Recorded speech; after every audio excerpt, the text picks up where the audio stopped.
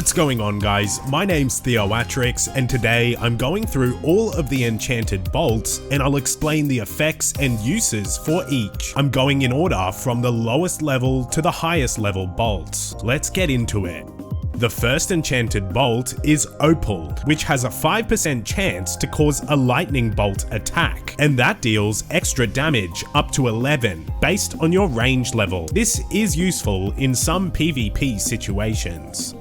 Next is Jade Enchanted Bolts, which has a 6% chance to stop your target from moving for 5 seconds. It depends on the opponent's agility level too, where the higher their agility, they have a higher chance of avoiding the stun. This is most commonly used in Castle Wars for competitive games, where it can stop the flag holder from running away.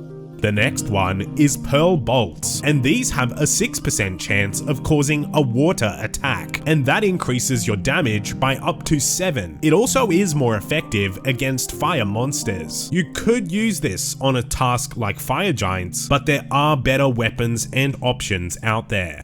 Topaz bolts have a magic draining effect, where there's a 4% chance of reducing the enemy's magic level by 1. However, this effect only works against players, not monsters, so this one is pretty much useless.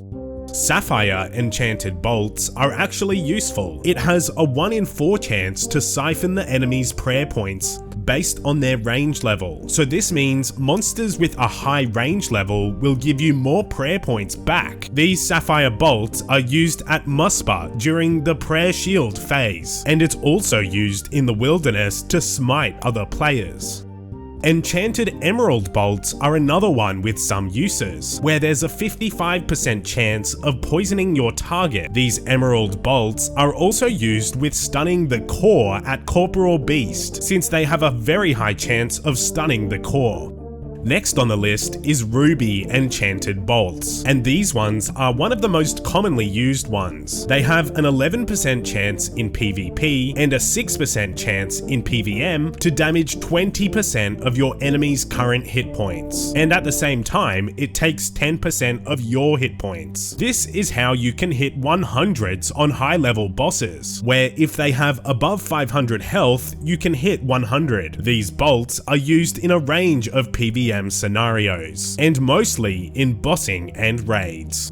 Diamond Enchanted Bolts are another very commonly used bolt, where they have a 10% chance of ignoring the enemy's defense level, and the maximum hit gets increased by 15%. In PvP though, it's a 5% chance of happening instead of a 10%. These bolts are very commonly used against monsters with a high defense level, bosses like Jad or Leviathan. Next is Dragonstone Enchanted Bolts, and these have a 6% chance of dealing Dragonfire to the enemy, which causes more damage than a normal hit, up to 22 more. The final enchanted bolt is Onyx Bolts, which have a 10% chance in PvP and an 11% chance in PvM to hit 20% more damage while healing you for 25% of the damage you hit. These aren't really used that much since it's a little unreliable for healing, but these can be helpful for long encounters like PvP deathmatches or high invocation raids. Anyways, those were the 10 different types of enchanted bolts. If you enjoyed this video, be sure to leave a like and subscribe to my channel for more old school content. Thanks for watching.